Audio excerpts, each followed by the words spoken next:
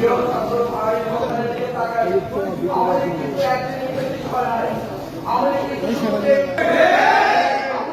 আসার পরে 2009 সালে তারা পিলখানায় আমাদের 57 জন সেনা অফিসারকে তারা হত্যা করেছিল।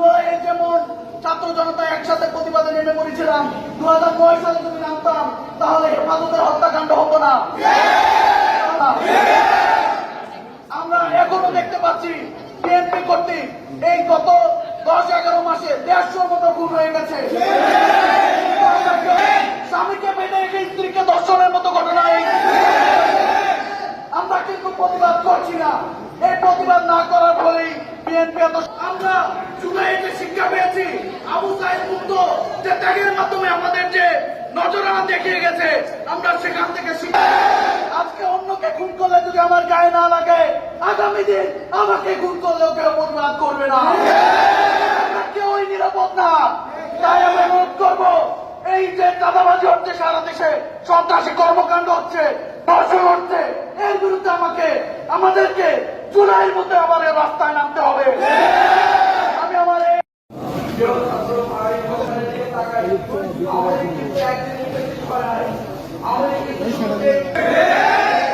ক্ষমতা আসার পরে 2009 সালে তারা পিলখানায় আমাদের 57 জন সেনা অফিসারকে তারা হত্যা করেছিল।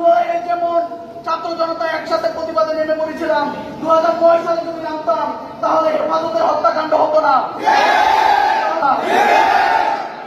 আমরা এখনো দেখতে পাচ্ছি বিএনপি কর্তৃক এই গত 10-11 মাসে 150 মতো খুন হয়ে গেছে। স্বামীকে বেঁধে রেখে স্ত্রীকে ধর্ষণের মতো ঘটনা। আমরা কিন্তু প্রতিবাদ করছি না। এই প্রতিবাদ না করার ফলেই বিএনপি আমরা জুলাইয়ে যে শিক্ষা পেয়েছি, আবু সাইদ মুক্ত যে ত্যাগের মাধ্যমে আমাদের যে নজরানা দেখিয়ে গেছে, আমরা সেখান থেকে আজকে অন্যকে খুন করলে যদি আমার গায়ে না লাগে, আগামী দিন আমাকে খুন করলেও কেউ প্রতিবাদ করবে না। আমরা কেউই নিরাপদ না। তাই আমি অনুরোধ করবো, এই যে চাঁদাবাজি হচ্ছে সারা দেশে, সন্ত্রাসী কর্মকাণ্ড হচ্ছে, ধর্ষণ হচ্ছে, এর বিরুদ্ধে আমাদেরকে জুলাইয়ের মধ্যে আবার রাস্তায় নামতে হবে। আমি আমার গায়ে না লাগে, আগামী দিন আমাকে খুন করলেও কেউ প্রতিবাদ করবে না। আমরা কেউই নিরাপদ না।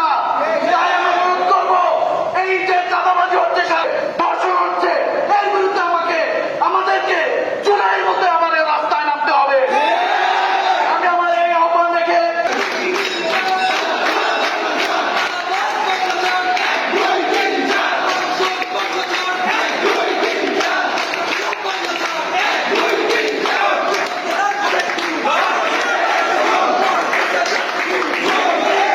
হত্যাকাণ্ড বাইরে আসে নাই।